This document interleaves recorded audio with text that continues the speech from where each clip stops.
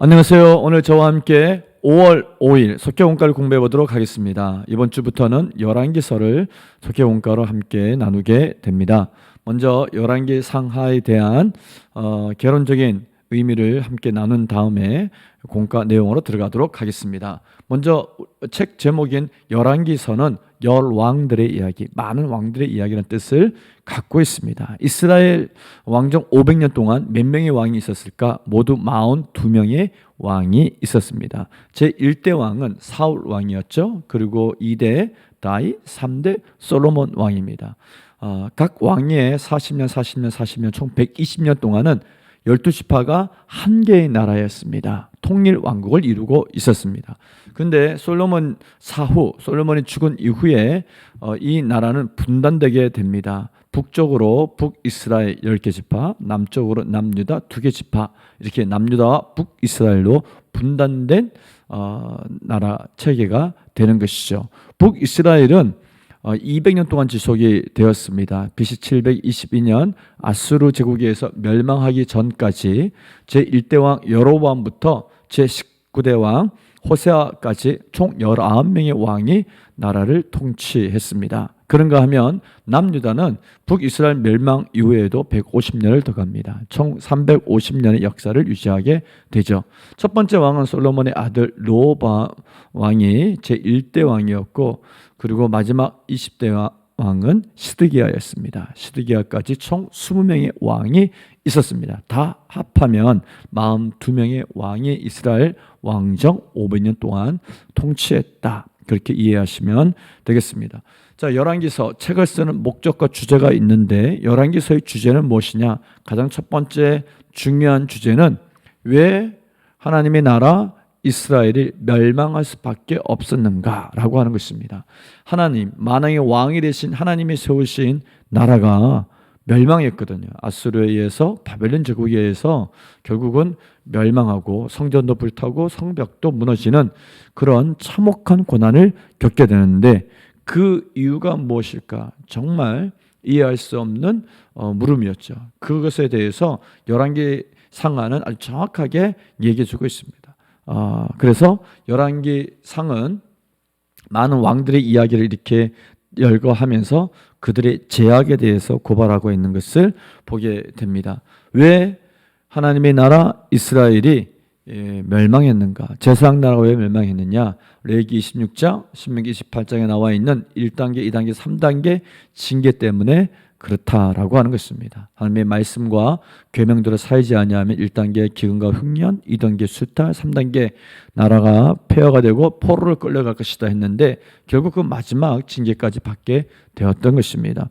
두 번째는 하나님이 역사의 주권자가 되신다. 하나님만이 참된 역사의 주인이다라는 것을 얘기해 주고 있습니다. 많은 왕들의 이야기와 더불어 이스라엘의 역사, 남유다의 역사를 기록하면서 이것은 강대국 아수르와 바벨론에 의해서 역사가 만들어지는 것이 아니라 아수르와 바벨론을 하나님의 징계 몽둥이로 사용하시는 그 하나님, 그래서 모든 열국들의 제국의 수명을 정하시고, 또한 하나님이 심판을 선포하시고 그 심판을 행하시는 그 하나님의 통치를 통해서 역사의 주인은 인간이 만들어가는 것이 아니라, 열국들이 만들어가는 것이 아니라 만유의 주 되신 하나님만이 역사의 주인이다라는 것을 얘기해 주고 있습니다. 자, 안타깝게도 인간들은 문명을 내세운 5대 제국의 힘은 알아보면서도 하나님의 능력은 끝내 알아보지 못했습니다. 그래서 하나님은 하나님의 아들 예수 그리스도를 이 땅에 보내셔서 십자가에 죽으심으로 제사장 나라를 완성하게 하셨습니다. 그래서 제사장 나라를 수렴하는 하나님 나라가 시작되게 되었던 것입니다. 자, 열왕기 상의 구조를 보면 1장부터 25장까지 있는데, 오늘 살펴볼 열왕기상 1장은 1장부터 11장까지가 제3대 왕 솔로몬 왕의 이야기를 기록하고 있습니다. 사무엘상은 1대 왕 사울, 사무엘 하는 2대 왕 다윗의 이야기, 그리고 열왕기상 1장에서 11장까지는 솔로몬의 이야기를 기록하고 있습니다. 솔로몬의 통치 40년의 기록이다 이해하시면 되겠습니다. 자, 오늘 본문의 내용이 1장의 배경을 좀 살펴보면 다윗이 어느덧 노쇠해졌습니다. 이제 죽음이 가까이 왔던 것이죠. 그 나이 들었을 때에는 몸이 너무 기운이 없고 차가워서 아비삭이란 여인을 그 젊은 처자가 다윗을 옆에서 잘 간호했습니다. 이제 다윗 죽음이 가까워지자 다윗의 넷째 아들 아도니아가 스스로 왕이 되려고 모의하게 됩니다. 이 모의를 같이 공모했던 사람이 군대 장관 요압이었고 제사장 아비 아들이었습니다.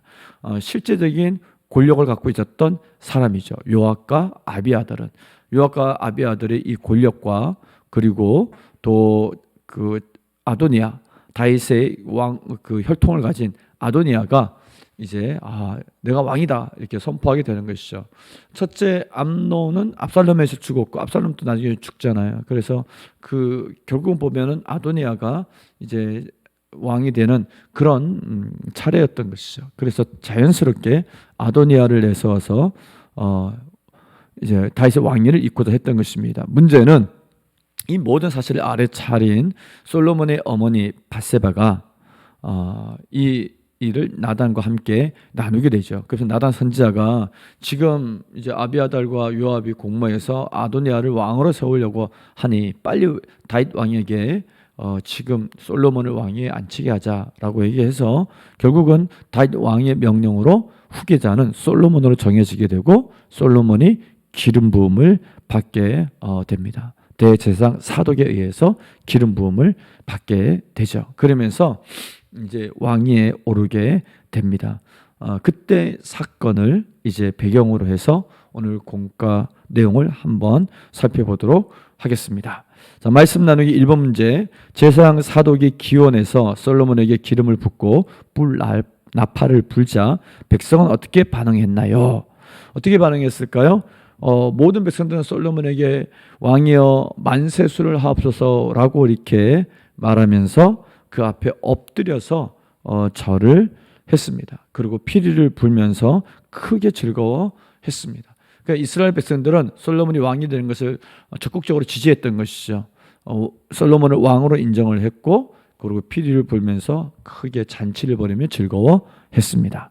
즉 왕위에 오른 것을 전 백성이 축하해 주었던 것입니다. 2번 문제. 아도니아는 솔로몬이 왕이 되었다는 소식을 듣고 어떻게 행동했나요? 어떻게 행동했습니까? 두려움에 빠졌죠.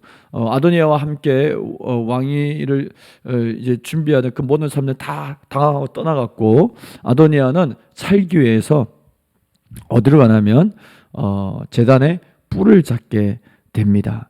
그래서 제단에 뿔을 잡으면 왕이라 할지라도 그를 강제로 들어가서 그 제단에 뿔을 잡은 자를 끌어내서 죽이지는 못했거든요. 살기 위해서 위기를 모면하기 위해서 제단 뿔을 잡는 아도니아의 모습을 보게 됩니다. 그래서 솔로몬이 결국은 이렇게 두려워하는 아도니아를 죽이지 않습니다.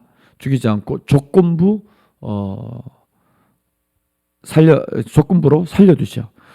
네가 악한 것을 보이지 않으면 즉 왕위를 왕권을 도전한다든지 왕위를 찬탈하려고 한다든지 그런 모의를 꾸미지 않으면 내가 너를 죽이지 않고 털끝 하나 건드리지 않고 살려주겠다. 그래 내 집으로 돌아가라. 그렇게 얘기를 합니다. 은혜를 입었던 것이죠. 자, 그런데 결국은 이렇게 살아난 아도니아가 어머니를 통해서 뭘 요구를 하냐면 이제 밧세바를 통해서 요구하게 되죠. 다윗을 옆에서 마지막으로 이렇게 섬겼던 아비삭, 다윗의 후궁이라 얘기할 수 있죠. 그 아비삭을 자기 아내로 삼겠다 그렇게 얘기를 합니다. 이건 왕권에 대한 도전이었거든요. 그래서 솔로몬의 입장에서는 이 은혜를 원수로 갚는다라는 생각에 분노하게 되죠. 그리고 아도니아를 결국 죽이게 됩니다. 그래서 아도니아는 그때는 안 죽었지만 훗날 아비삭을 요구하다가 죽게 됩니다. 자, 말씀 다지기 읽고 마치도록 하겠습니다. 하나님은 스스로 교만한 자리에 서는 사람을 낮추십니다. 하나님의 생각은 사람의 생각보다 높으며 모든 권세는 하나님으로부터 나옵니다. 우리는 스스로 삶의 주인이 되지 않도록 주의하고 우리를 향한 하나님의 주권을 겸손히 고백해야 합니다. 또 가정과 일터와 공동체 지도자에게 권위를 주신 분이 하나님임을 인정하고 하나님이 세워진 지도자를 위해 기도해야 합니다. 하나님은 완전한 주권으로 우리를 인도하시는 분입니다. 하나님의 뜻을 신뢰하며 겸손한 마음으로 묵묵히 맡은 일을 감당할 때 하나님은 우리를 복의 통로로 사용하십니다. 아멘.